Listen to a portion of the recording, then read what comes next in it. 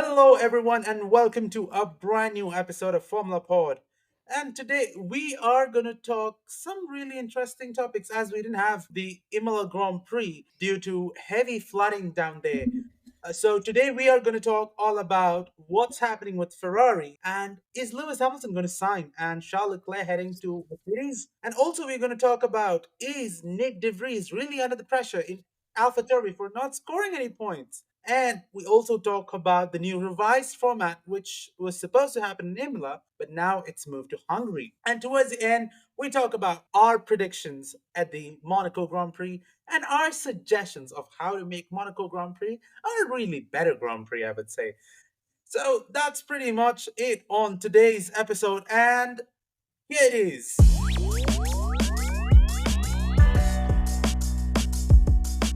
And on today's episode, I'm joined by the Formula Pod regulars, I would rather call them.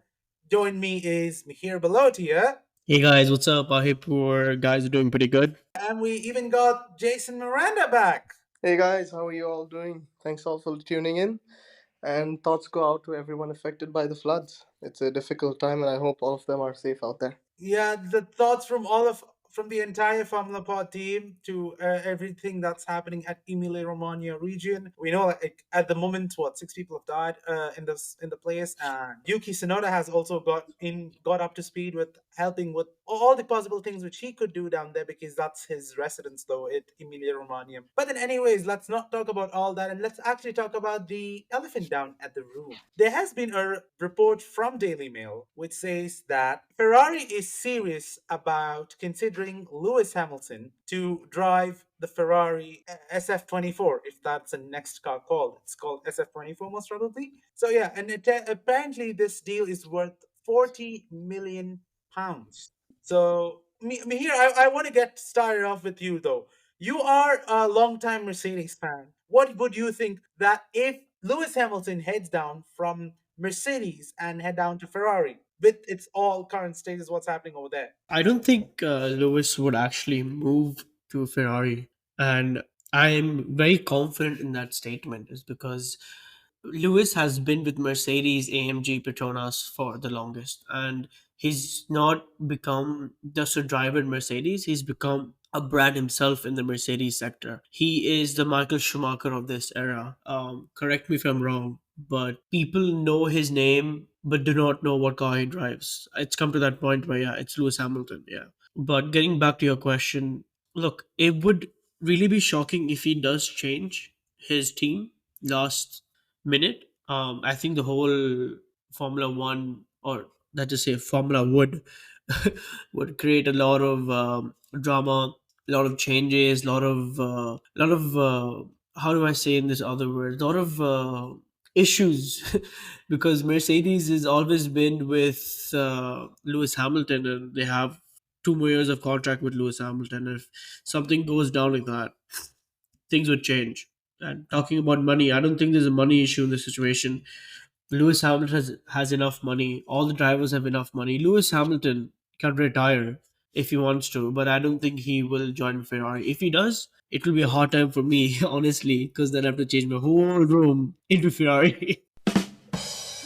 Yeah, it would be the joke of the year if he actually changes from Mercedes to Ferrari, to be honest. Very, very, very, very true. But then, like, yeah, as a Ferrari fan, Jason, what would you think? Having seeing Charles Leclerc with the silver arrows. I don't think money is gonna change Lewis's mind. So we can call it off from that side. Maybe Lewis might want to experiment with the new team and then just see how it goes. That could be one reason. But again, as a Ferrari fan, we have Charles and we have Carlos. It's a good lineup, and I honestly would not like it to change anytime soon. So I hope it doesn't happen. Not because I don't want Lewis Hamilton, but because I want to retain the future of Ferrari, which is Charles and Carlos, obviously. That's pretty interesting though. But then if possibly someone from Ferrari needs to go, who do you think should go though? I genuinely have no answer for that because I love both drivers, and I believe that they're gonna win us some championship soon. So I have a counter argument in this. I think, and a lot of listeners would disagree with this, but hear me out. I think that Charles Leclerc should leave Ferrari. Why? Because he's performing well, but is he performing to its full potential? Because I know Carlos Sainz is giving 100%. Yes, the Ferraris are not doing well, but I see Carlos put in more effort than Leclerc. So, Jason, do you want to back up with me or do you want to go against me in this? I'm gonna go against you because Let's hear it. I do believe both drive. Arjun, stop laughing. Man's enjoying this, but no, I think both have insane potential, and it's just not clicked for some reason. And I do believe that with a good car, I know this year's car was good, but with a good car, a potentially winning car, these guys would absolutely have a chance. Maybe on the same level as Max. If you put Charles in a Red Bull, I'm gonna tell you that both of these guys are gonna come out really close. So yeah, I hope Ferrari makes a good car, makes some good decisions, and hopefully they'll win.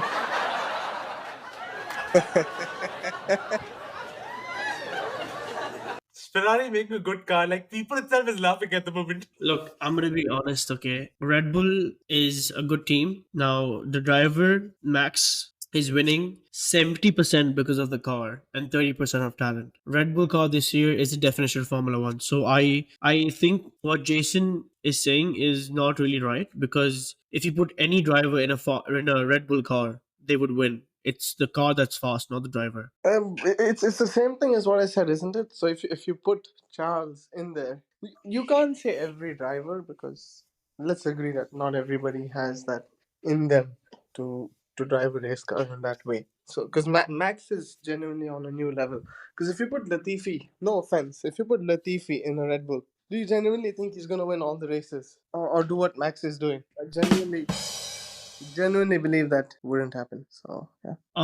Counter argument in this situation. I think obviously a driver needs to adjust with the car, but it only takes a few races. And honestly, a Red Bull is already a very well stable car with which has a lot of adjustments and the advancements of the team and technology used in these cars. I don't think the driver would take so long to really to adapt to the cars. So I'm just still gonna stick with my point where Red Bull, you put any driver in a Red Bull car, the driver would do well. You know what? I feel this has been a very heated and what do you call a very controversial topic of whether you put any driver onto that Red Bull, like the person would win. But then I would rather kind of switch off that mode and let's kind of go on to the junior teams though. Okay, so let's actually talk about the rookies. So the rookie in spotlight here is Nyck DeVries. He was the protege at Mercedes. Toto Wolff's protege, I would rather call, because he was an F3 champion, F2 champion, Formula E champion. He at a time was even the reserve driver for Mercedes AMG Petronas Formula One team. And now last year, the man proved himself down at Williams when he kind of took in the place for Alex Albon, and then he kind of got everyone impressed. And now he's with AlphaTauri. But in AlphaTauri, initially the thought was that Nyck DeVries performs a lot better, so he rather would take the driving seat rather than Yuki Tsunoda. But things just tumbled around, and now Yuki Tsunoda has been between 10th and 11th place for the past 4 to 5 races, and Nyck DeVries is nowhere finishing. On some ends, this is now a yellow card situation where Nyck DeVries possibly might not be even there in the 2024 grid. Any thoughts? I mean, he's got his chances. So he's not made the most of it, or in comparison to his teammate, made the most of it. Because it's if we go by the same logic, it's the same car. I'm pretty sure then the ability. That's what I'm saying. The variance in ability is evident in these smaller teams, which will not be visible in a Red Bull or in a Merc or in a Ferrari. So that's what I say. He's got his chances, but he's not made the most of it. I agree with Jason for the first time. Wow, Jason, look at us bonding. But look, honestly, it's difficult out there, man. I mean, put yourself in these shoes, yeah, in his shoes. The pressure, you're not doing well. We all know that, but you have a few chances, and every chance is another pressure on your head. Yes, he is under a lot of danger for his seat to be replaced by F2 drivers who are very well talented. They're doing very well in their Formula 2 championships this year. And I feel like everyone should get an equal chance. And if one person is not doing well, they should get replaced. And I would like to name those two drivers, Red Bull juniors from Formula 2, Liam and Iwasa. These two drivers are very, very well potential drivers for Formula 1. Yes, they would take time to come back to, I mean, they would take time to adjust to a Formula 1 car for sure. But Nick has a few more spots left till he messes up. So all eyes on him. He makes one mistake, he's back to where he's come from. So this guy needs to pull up his underwear, socks, whatever he's wearing, and start really focusing on the race itself. Bro, from where you two coming up with underwear now? And this, I just saw a meme. Yeah, I bet you guys have seen that meme. Look there, where, look under, underwear. Ha, made you say underwear. So I just saw that meme and I was like, okay, I'm gonna put that in this. Appreciate for that joke. I really appreciate for that joke. Anytime. Okay, you know what? I'm really loving the part where I am just gone all mad with this entire new sounds which I've got. But it's just that sometimes I don't end up pressing it at the right time though. But then here is what I feel is that give him some more time. I would say until the season break comes in. Until then, let's see what's with him and how it is, and then accordingly kind of decide whether you want to kind of get him off or not. I would say let's So give him that's what. this whole season because everybody deserves one season at least, and then let's see what happens. If he doesn't perform, obviously he would Exactly. have to move, and then if he Like, does, then he'll you stay. know, like bro, look at Nikita Mazepin. He was spinning all the time for 2 years in Haas. Okay, so I disagree with both of you. Okay, Okay. our driver has been practicing pre-season. He has done more than 3 races. He should be well aware of the team, the environment of the team. Start making some improvements. If you show zero to no like if you show no improvements, what do you expect to do? Obviously, the team wants to win, and if you don't win and don't show improvements, the team's gonna replace you. So Hmm. I suggest don't wait for the whole season. You're going to be starting from the back of the grid if you start from the next season. I'm saying you have 4 more races, you have a few more races. Start. You have show yourself in the next 2 races that you're capable. If you're not capable, replaced. You are done, son. Head back to the kitchen. That's all I'm going to say. Head back to the kitchen. Anyways, let's not head back to the kitchen. Let's head back to the track. Let's actually talk about the reverse qualifying format. So this is something which was supposed to happen at Emilia-Romagna Grand Prix or Imola Grand Prix. But then again, floods didn't allow it to happen, and now it is said that this will be happening at Hungary. So anyone who don't know what the reverse qualifying format is, this is just an initiative just to kind of reduce the number of tires bought during a race weekend. So instead of 13 sets of tires, it'll be brought down to just 11 sets of tires, which will have 3 hards, 4 mediums, and 4 softs. And each qualifying section will be having only a specific type of tire. Say, for example, Q1 would be hard tires, Q2 would be medium tires, and Q3 would be soft tires.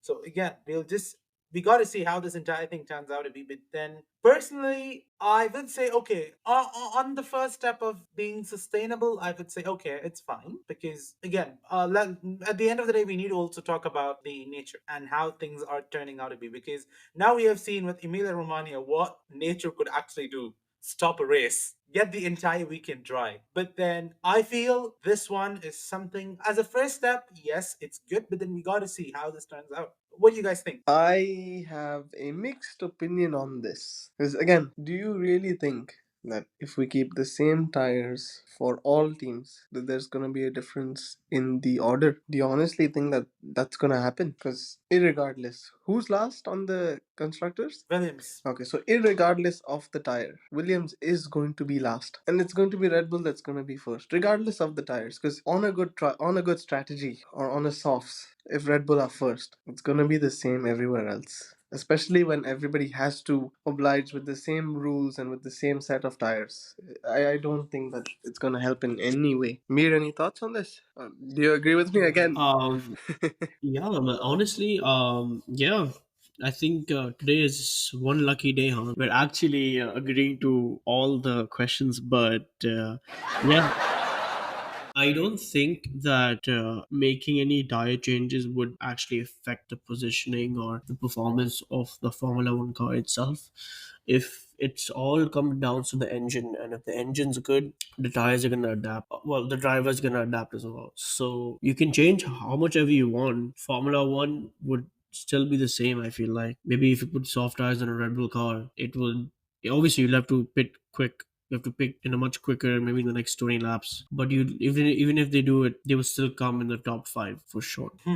Interesting take on that. Like really interesting take. But then again, I think on like because okay, I think a lot about the sustainability end, so that's what I think. That's what I feel about it. By the way, before we go into our last topic, though, we actually need to also talk about one interesting fact we actually got to know. Say quite some time before we were recording this episode, so Formula One plans to make smaller cars and possibly lighter cars for better racing and overtaking from 2026. So at the moment, Formula One cars, is in, if you're looking the entire history of Formula One cars, they have been starting to go heavier because before it was just you got the V10 or the V12 engine, and the entire system of hybrid things just changed the entire format. Like anything that's a each year or each time the car changes, the weight of the car also changes, and this at some points would also affect the performance. Am I right, Mihir?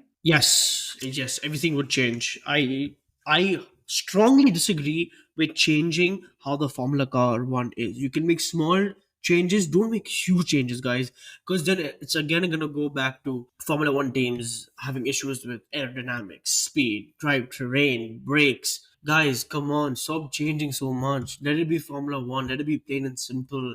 Let the cars have, you know, the same drive terrain. It's not just become a huge thing about, oh, environment. Okay, we care about the environment, yes we do, but I'm just saying that stop making so many changes. You're going to confuse everyone. It's not necessary, guys. This really annoys me to the core, where people go like, oh, we should make the cars lighter. No, the cars are fine.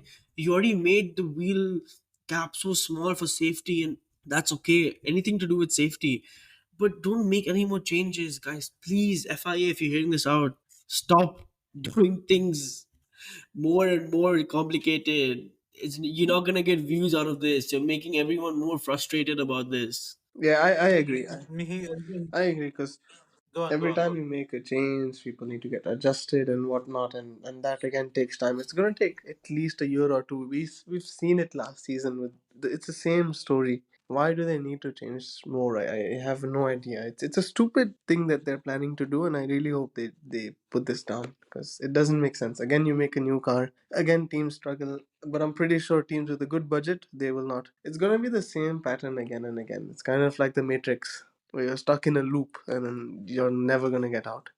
So currently, a Formula One car without a driver weighs 798 kilograms. But what I think is that what they could possibly do is try going for a lighter material. Like I know, like at the moment, a lot of teams this year started using carbon fiber on the body of the car. But like, yeah, we got to see how this entire thing turns out. Anyways, we need to talk about our predictions for the Monaco Grand Prix. So I'm not going to start here because I want to first hear it out from Jason. What do you think? Will the Monegasque win or complete his Monaco Grand Prix stint? Yeah, Charles is gonna be first, followed by Max, and then I would say Lewis because of experience. That's my top three for the race. Mir, yours? Oh boy, I love how Jason is saying Mercedes in top three.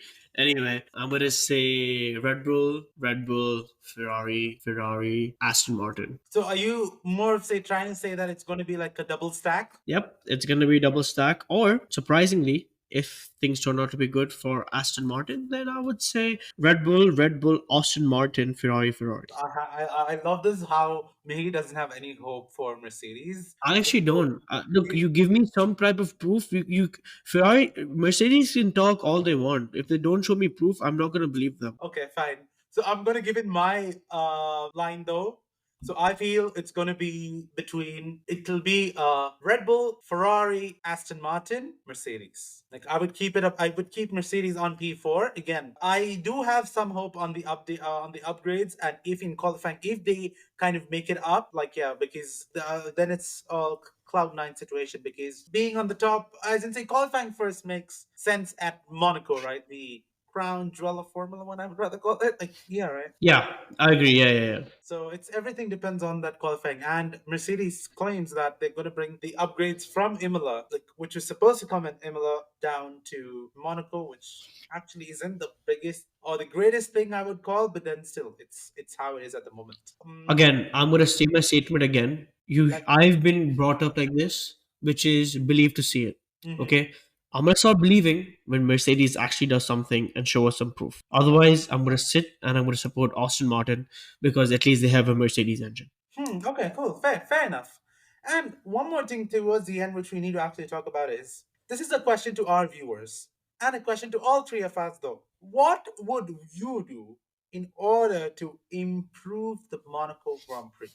I know Jason is really rushing so much that he is spamming my WhatsApp. So, Jason, come on, tell it us. Tell to us. What would I do to improve the Monaco Grand Prix? That's a very good question. Maybe they should hire me after I say some of these things.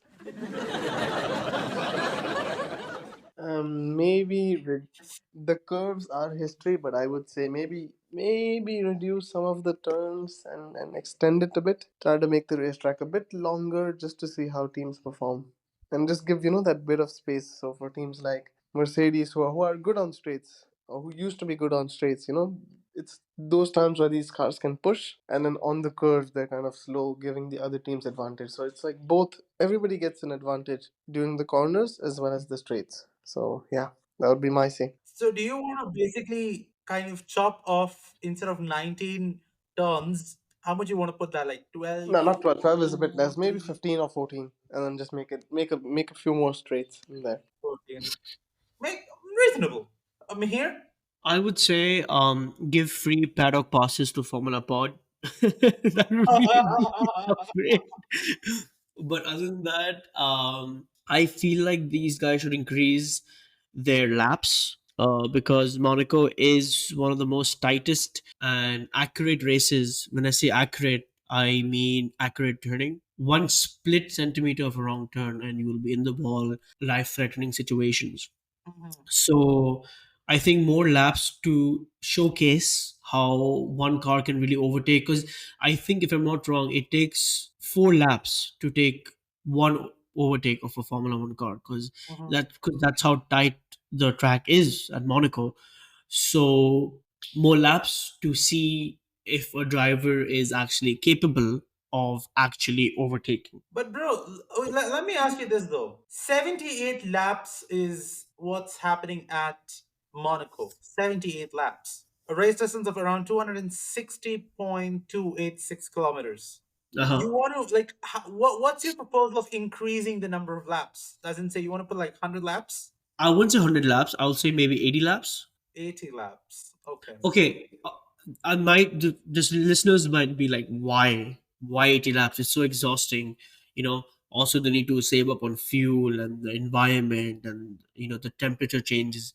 But hear me out. The temperature changes. That means they'll have to change their planning because from the heat to the cold breeze of Monaco, they'll have to change their whole tire strategy. That will be so cool to see two changes in plans. That'd be so cool. A hot summer day, and then it comes down to a cool summer night. Things Okay. might change here. Yeah, makes sense. But then see, if you put in 80 laps, you end up as in if the race ends up going just like, oh, one car just dominated and then got in, there is like because the past few Monaco Grand Prix ended up being a bit of a flop, I would rather call it. Because it was really boring to watch And just like I, because trust me, I myself lost interest, even though everyone says, okay, Monaco is the crown jewel for Formula One, but still, that's what I felt. But then something else I would say in terms of improvement is these guys should get their filming right this time during Formula One, during the Monaco Grand Prix, because there are a lot of situations where like certain accidents and all those, you don't have the footage though, because when you're watching the race, it's just like what's happening, like what are the things. I really wish the broadcast quality this time at Monaco should be much better, should be much better, because I don't want to sit for a boring race. I want to go and watch something really interesting. Yeah, I agree with you. I mean, I feel like with the last few years, the camera quality and the content showing has really gone down. They don't show Toto anymore. I mean, Exactly, like bro, we need to see our actual bros.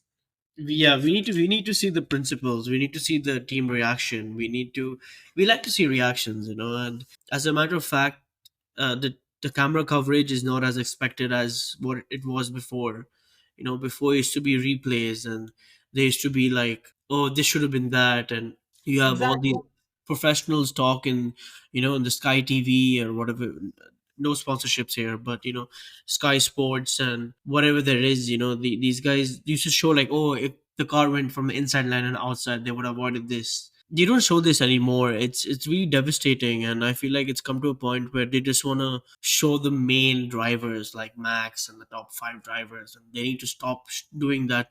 They have stopped showing footage of Lewis Hamilton and all the teams behind, like Haas. Show some Haas. Show the other drivers some attention. I think we need to kind of see how this turns out to be. Like we're just we're recording this on the Monday, 22nd May. We got to see how this race is going to take place, and the race is happening on Friday on the 28th of May. And like yeah, the time are is a lot favorable for us this time because the race is happening at 5 p.m. UAE time. So Mm-hmm. that we'll see how it is most probably. But then like yeah, thank you so much to everyone who has joined and who has heard us for all this time.